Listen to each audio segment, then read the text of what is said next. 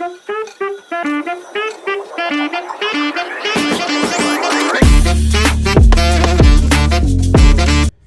back again after a gap of 3 years. 3 साल हो गए हैं.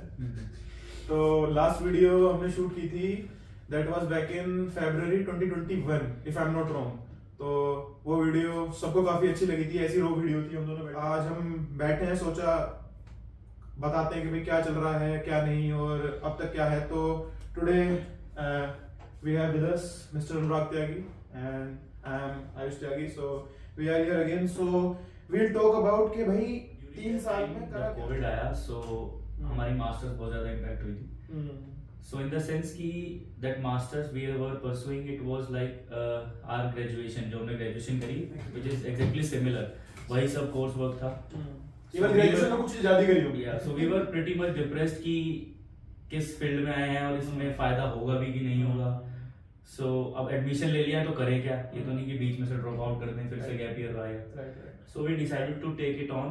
हमने मास्टर्स करी और जब कोविड हिट हुआ तो हमने देखा कि there is so much of research gap between student और अपॉर्चुनिटीज के बीच में बहुत ज्यादा गैप है. लोगों को पता ही नहीं है कि करना कैसे है. हम भी उन्हीं में से एक थे.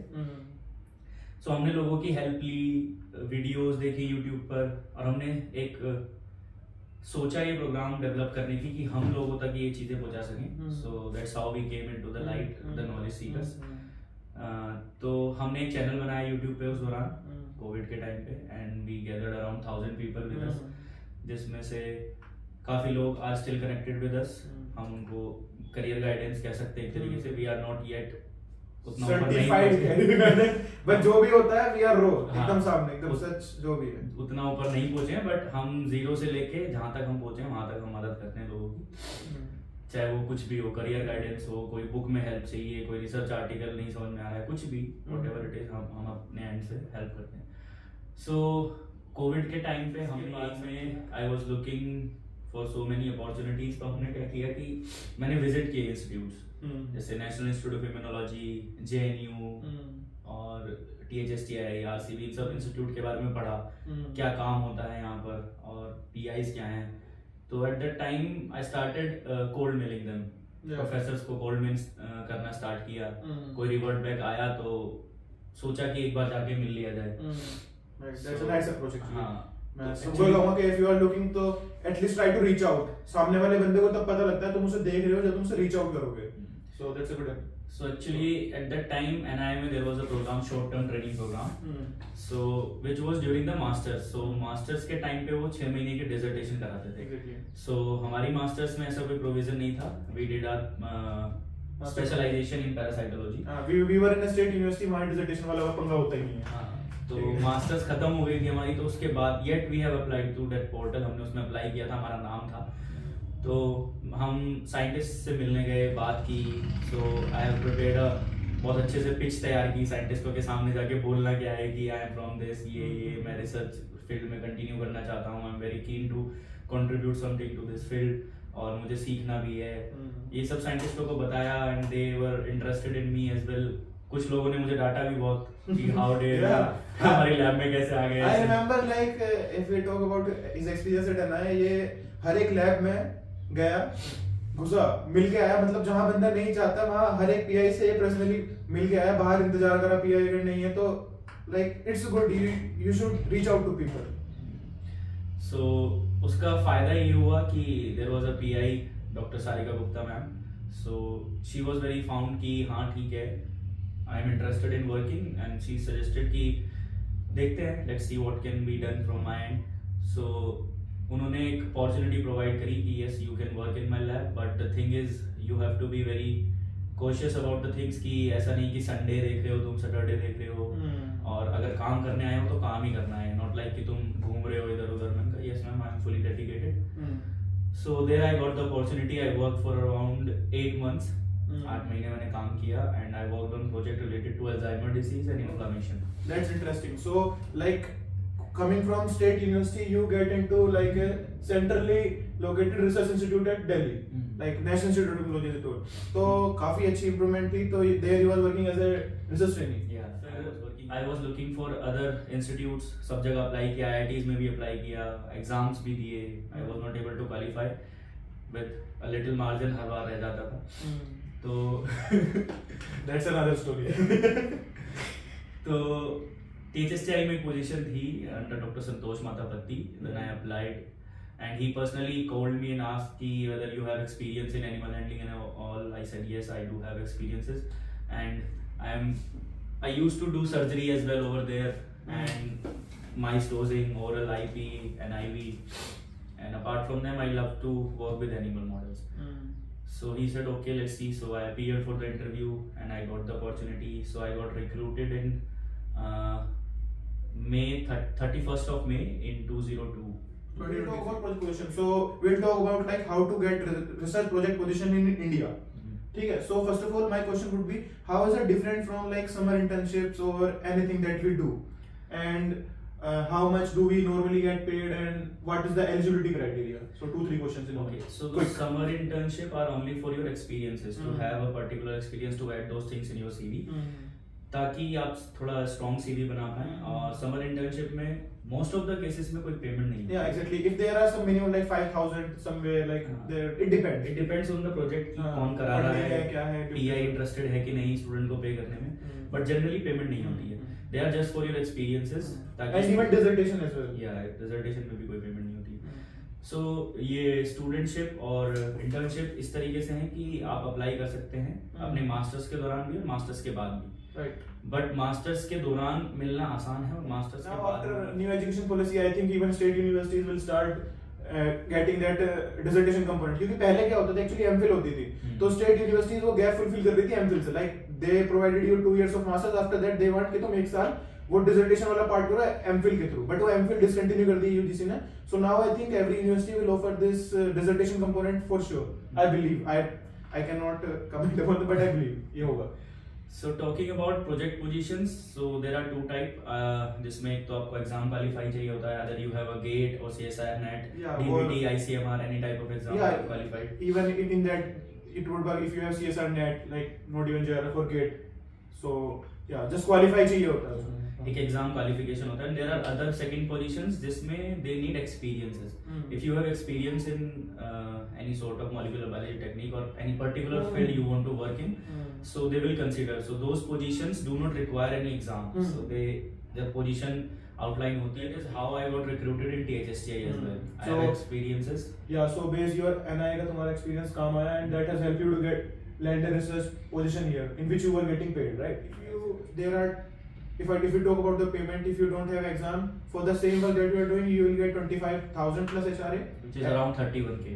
Yeah, 31k. HRA is your house rent allowance that you get. So, and apart from that, if you have exam, you will get 31,000 plus HRA. That would be around 38,000 something. Okay, so this is the difference. So now you have talked about your experience. We are in like May or June of 2022, right? वहाँ तक हम आ चुके हैं. तो उसके बाद you have worked there. Like you are still working there, right? Yes. Okay, so that's a blooper. So now you must have got कि भाई project position के क्या फायदे हैं, क्या नुकसान हैं, कि क्योंकि हर चीज के 2 प्रोस्पेक्ट होते हैं, कि if you are devoting your time and energy, although you are getting something in return, but it's not that something, right? So you also have to think like career में क्या करना है, so उसके क्या benefits हैं, क्या नुकसान है.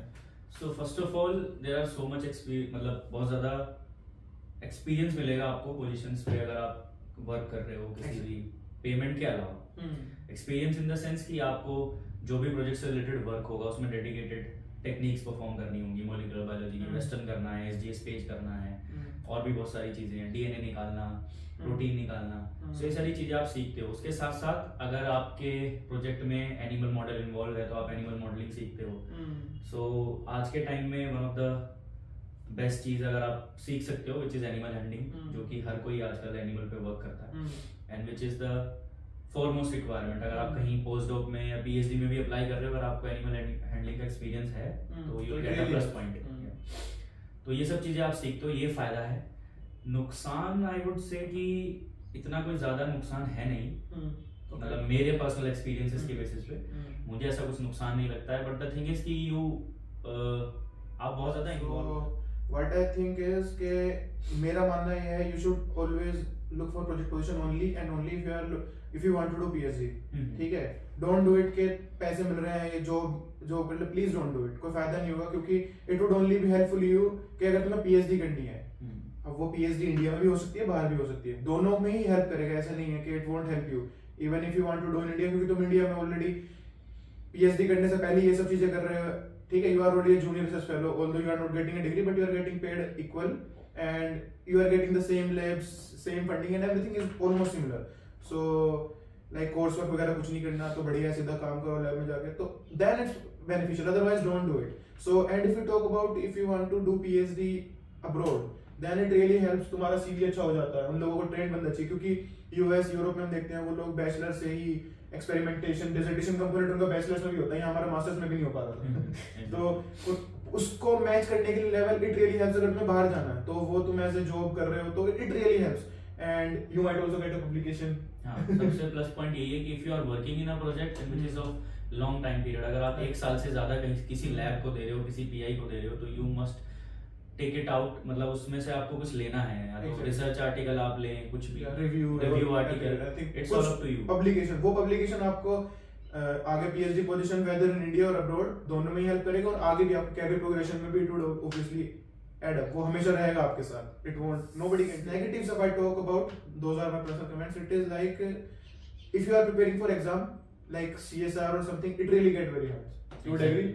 Yeah, I would agree the same because starting के टाइम पे I was focusing on 2 points कि मैं प्रोजेक्ट में भी काम कर रहा हूँ, सीएसआर एग्जाम की भी तैयारी कर रहा हूँ, गेट की भी तैयारी कर रहा हूँ, तो वो बहुत ज्यादा मुश्किल हो जाता है। But although they are exceptional, या दे आर एक्सेप्शनल, बहुत ज्यादा टैलेंटेड स्टूडेंट होते हैं जो दोनों चीजों में कर पाते हैं। हाँ एग्जैक्टली, वो टैलेंट के साथ साथ it also depends on your luck, timing, everything, ठीक है। It is mix of all, but it is really very hard to manage both of at the same time, और ये भी डिपेंड करता है तुम्हारी लैब कितनी ज्यादा प्रेशराइज्ड है। एग्जैक्टली, तुम अगर हो, तुम्हें सब लैब सिमिलर नहीं होती है, अंदर जब आओगे then you will get to know some labs are pretty chill, some are moderate, some are very much pressurised. So if you randomly got selected in a lab जहां पे बहुत ज्यादा प्रेशर माहौल है, तो वहां तो छोड़ दो, मतलब तुम रिसर्च पेपर नहीं पढ़ पाओगे, you will always have a pipette in your hand, you will be working, so वो अलग एक कंडीशन हो जाती है। तो नेगेटिव ये है, सो इसमें first of all you need to define कि हाँ मुझे एक साल के अंदर ही सिर्फ रहना है और यहीं पे मुझे अप्लाई करना है, और ये डिफाइन कर देना है कि अगर तुम बाहर अप्लाई कर रहे हो तो एक और बेनिफिट हो जाता है, you also get references. Exactly, तुम जो तुम्हारा पीआई है, साइंटिस्ट जिसके साथ काम कर रहे हो, तुम्हें रेफरेंस दे देगा, like in most cases they give, in most cases they give, but in most of few cases, तो it depends, like it depends on the person and also like the way you are working। अगर वो तुम्हारे काम से कुछ नहीं है तो क्यों नहीं रेफरेंस देगा, तो उस पे भी डिपेंड करता है। तो अच्छा काम करोगे तो you will get it, ठीक है। तो ये फायदे हैं, तुम्हें इजीली मिल जाएगा, मतलब so we will talk about कि किस तरीके से बाहर अप्लाई कर सकते हैं इंडिया में इन सम अदर वीडियो। बहुत ज्यादा converting this project position into PhD, like कुछ प्रोजेक्ट्स ऐसे होते हैं जिनमें तुम कहीं एफिलिएशन से एफिलिएटेड हो गए, उसका क्या ये क्या जुगाड़ होता है भाई? ओके, दिस इज जुगाड़ नहीं है, मतलब this is also like a process कि आप किसी एग्जाम के थ्रू पीएचडी ना करके इस तरीके से पीएचडी कर सकते हो। उसमें क्या है कि कोई प्रोजेक्ट आपके पीआई ने लिया है, उसके फंड लिए हैं, फॉर एग्जांपल आप आईसीएमआर का कोई प्रोजेक्ट लिया है, वो 2 साल का प्रोजेक्ट है, आपने 2 साल में उसमें काम किया, सो टेक्निकली यू आर 2 साल का एक्सपीरियंस है, तो आप एसआरएफ हो गए हो, एसआरएफ कन्वर्ट हो सकते हो, तो आप एसआरएफ में कन्वर्ट हो सकते हो। बट आप अपने पीआई से बोल के या उस फंडिंग एजेंसी से बोल के एक एब्स्ट्रैक्ट लिख के उस प्रोजेक्ट को फर्दर एक्सटेंड करा सकते हो, बोल सकते हो कि मैं पीएचडी कर सकता हूँ। I don't know the exact details, मतलब कैसे होता है, but this is how it is. ऐसा होता है कि आप उस प्रोजेक्ट को एक्सटेंड करा लें, या उस प्रोजेक्ट के बारे में आप अपना एब्स्ट्रैक्ट सब्ट्रैक्ट करें कि मैं इसमें ये काम कर सकता हूँ, and then the respective government जो भी है फंडिंग एजेंसी, वो उसको देखेगी और they will approve based on your previous results कि आपने ये रिजल्ट्स उनको दिखाए हैं, ये काम किया है। if they think there is a potential in this project और आप अच्छा कर सकते हो, तो they will surely approve it, and then you have to continue your PhD। आप मिल सकती है आपको PhD। Exactly. So there is a thing called ICMR, SRF and CSSR that is different from the JRF exam that we give। तो it is based upon एक special funding होती है कि आपने 2 साल किसी प्रोजेक्ट में काम करा, नॉर्मली प्रोजेक्ट 3 साल के होते हैं, तो उसके बाद क्या, क्योंकि PhD 3 साल में नॉर्मली नहीं होती है इंडियन कंटेक्स्ट में अगर हम बात करें, so उसमें there is a provision के there is special fellowship for those people who have worked on in projects। सो उसमें CSR SR मिल जाती है, तुम्हें 2-3 साल के लिए they like pay you as a person as a SRF, so you can continue PhD। तो उसमें तुम्हारा प्रीवियस का 2 साल का वो काम उसे तुम कंटिन्यू कर सकते हो, और you can write A thesis upon it, अपनी कमिटी बना सकते हो, वो PI तुम्हें हेल्प कर देगा। और registration it's like it not necessary, like research institution in India don't have the awarding power, like most of them give their degree through some other mean, like these DBT institutes give through JNU or some other Pune Savitribai Phule University or like RCB। so खुद का नहीं होता तो you can affiliate through some other university, like you can affiliate through Jamia, Amity or any other university, that doesn't matter, but you will be working under that PI, under that institute। so ये भी एक तरीका होता है, so save time, resources and everything, because it's a long journey in academia। so yeah, but to add on you have to do all those things by yourself, ये सब आपको खुद करना होगा। exactly। जब आप PhD में कोई एग्जाम क्वालिफाई करके जाते हो तो एडमिनिस्ट्रेशन आपकी बहुत सारी चीजें देखता है, बट आप जब इस चीज के लिए अप्लाई कर रहे हो तो ये सारी चीजें आपको खुद करनी होंगी। हाँ, so it become a hectic, a more thing, so exactly this is something that you need to also see। application वगैरह मिले कुछ और कुछ गोली वोली बनाई। you can say I was lucky enough to work under those understanding PI जिन्होंने समझा, मेरा फैक्टर समझा कि how I am, it's not like उन्होंने मुझे पेपर दिया है, दे हैव थिंक या दे गॉट टू नो कि मैंने कंट्रीब्यूशन दिया है। Exactly। So I was working on doctor Prabhat Upadhyay, मैं उनके अंडर काम कर रहा था, सारी कभी बिहेवियर एनालिसिस, माइस के बिहेवियर एनालिसिस करता था मैं, Morris water Y in Alzheimer context। in Alzheimer context, and apart from them I was working in wet lab as well, wet lab experiment, western करना, RT-PCR करना। so overall it was a very good experience, और yes I do have a publication, not the first author, second author you can say। so it's one from NI and one from currently I'm working here at THSTI। Oh, nice। So you have had two publication already, so say this is the benefit, like he hasn't still enrolled in a PhD and he has got 2 publications, so that can really boost up your CV। like India में कहीं apply करोगे तो it really gate easy, but India में problem वही आ जाती है exam वाली, that's the biggest problem. उसका कुछ सॉल्यूशन निकलना चाहिए, if a person is capable and he is everything, क्योंकि हर किसी का सिचुएशन अलाउ नहीं कर सकती कि वो अलग से 6 महीने डेडिकेट करके तैयारी करे एग्जाम के लिए, क्योंकि you reach at a certain stage और तुम कैरियर में, और वो गैप भी कैसे जस्टिफाई करोगे 6 महीने अगर तुमने गैप ले भी लिया। ठीक है, so there should be provision जो इजी हो, इतना कंबरसम ना हो। जो मैंने भी बताया वो SRF वाला वो काफी दिक्कत हो जाता है, so it's like you that's pretty good। add on, getting a publication is not that much easy। exactly। you should have a important contribution to that part कि आपका कुछ है, क्योंकि जो आपके सुपरवाइजर्स हैं जो आपको देख रहे हैं वो क्रिटिकली एनालाइज करेंगे कि आपका असलियत में क्या कंट्रीब्यूशन है पेपर में। तभी आपको, ये नहीं कि आप you are working in the lab और लैब से कोई पेपर आ रहा है। मोस्ट ऑफ द केसेस ऐसा होता है कि कोई लैब से पेपर आ रहा है तो सभी लैब मेंबर्स का नाम आ जाएगा, विच इज नॉट जस्टिफाइड। कि अगर आपका रिसर्च आर्टिकल है, आपसे कोई पूछे इंटरव्यू में कि भाई इस पेपर में क्या काम किया है, तो आप क्या जवाब दोगे? आपने तो लैब रिसर्च आर्टिकल में ऐसे ही नाम आ गया। सो वो अच्छा नहीं है। बट आप अगर रिसर्च आर्टिकल में नाम आ रहा है तो आपको आर्टिकल का पता होना चाहिए, आपका क्या कंट्रीब्यूशन है वो पता होना चाहिए। जरूरी नहीं कि आप पूरा आर्टिकल ही आपको पता होना चाहिए, आप पढ़ सकते हो बाद में। Reading so much of insight into all of this scenario कि भाई प्रोजेक्ट पोजीशन कैसे लें, काफी कॉम्प्लिकेटेड है, क्योंकि नॉर्मल ये जॉब से थोड़ा अलग है। मतलब जॉब भी है, जॉब नहीं भी है, क्योंकि तुम्हें PhD भी करनी है। तुम्हें समझ में नहीं आ रहा कहीं बीच में हो, घर वालों को क्या कहोगे। तो इट इज समथिंग कि भाई देखो, अगर कुछ इमीडिएटली PhD नहीं कहीं मिल रही है, if you are getting a project position, तो एक तो इंटरव्यू दोगे तुम यहाँ के, तुम्हें थोड़ा आइडिया लग जाएगा PhD में कैसे क्वेश्चन पूछेंगे, तो उसमें हेल्प हो जाएगी, तुम थोड़ा ओपन अप हो जाओगे। एंड हु नोस, तुम्हें कोई अच्छी पोजीशन मिल जाए तो it can be really helpful. तो यही है कि गिव इट अ ट्राई। और ये प्रोजेक्ट पोजीशंस आई थिंक बायोटेक्निका पे मिलती रहती है, बायोटेक्निका पे, और इंडिविजुअल वेबसाइट पे भी जा सकते हो, क्योंकि आई थिंक कुछ यूनिवर्सिटी जैसे IITs का I don't think project position. Simple, आप जितने भी इंस्टीट्यूट्स में इंटरेस्टेड हो उन सब इंस्टीट्यूट के प्रोफेसर्स में कांटेक्ट में रहो, या उनके वेबसाइट चेक करो। फॉर एग्जांपल, आपको वर्क करना है कैंसर से रिलेटेड, तो आपको पता होना चाहिए कि भाई इंडिया में कौन कौन प्रोफेसर कैंसर पे काम कर रहा है। If you are going to work in that field, तो आपको उस लेवल की इंफॉर्मेशन होनी चाहिए कि कैंसर पे कौन बंदा काम कर रहा है, इसकी लैब में ये पोजीशन निकली है तो मैं वहां अप्लाई कर सकता हूँ, उस लेवल पे पता होना चाहिए, रेदर देन कि आप किसी थर्ड पार्टी पे डिपेंड रहे कि भाई यहाँ से पोजीशन आएगी तभी अप्लाई करूंगा। ये शॉर्टफॉल्स है इन चीजों के इस फील्ड में। लोगों को लगता है कि इस जगह पे एडवर्टाइज होगी पोजीशन, नहीं हो पाती, बहुत सारी पोजीशन रह जाती हैं जो पता नहीं होता हमको। तो वही है फर्स्ट सोर्स तो बायोटेक्निक है। उसके अलावा websites any time go to check the jobs profile जो उनके यहाँ निकल रही हैं, तो जॉब्स में मिलती हैं क्योंकि इट्स अ जॉब टेक्निकली। तो ठीक है, thank you very much thank you very much यार फॉर ज्वाइनिंग। और जो भी भाई कुछ अगर क्वेश्चन हो, कुछ रह गए हो उनसे, तो नीचे कमेंट सेक्शन में पूछ लेना। देखते हैं, अगर बना तो हम रिप्लाई कर देंगे, अगर कुछ ऐसा हार्ड हो गया तो नहीं हो पाएगा। Thank you, we'll try to this time come back। इतनी सुन 3 साल बाद नहीं आएंगे। So we are going to be back on this track। Continuous video डालने की कोशिश करेंगे। Exactly। So we'll talk about in further videos। like हमारे पास काफी सारी चीजें हैं माइंड में, बस वो ये बैठ के एक टाइम निकालना, दोनों बिजी रहना। तो ये भी काफी सर्दी हो रही है देखो।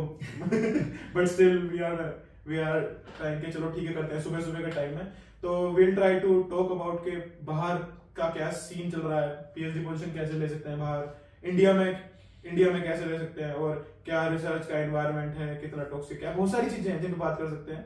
सो कुछ स्पेसिफिक अगर तुम्हें चाहिए you can comment, and otherwise we तो try to big for sure। Thanks from the team Knowledge Seekers। Thanks for joining। Thanks for joining। And if you have any other inquiry, you can mail us or you can comment।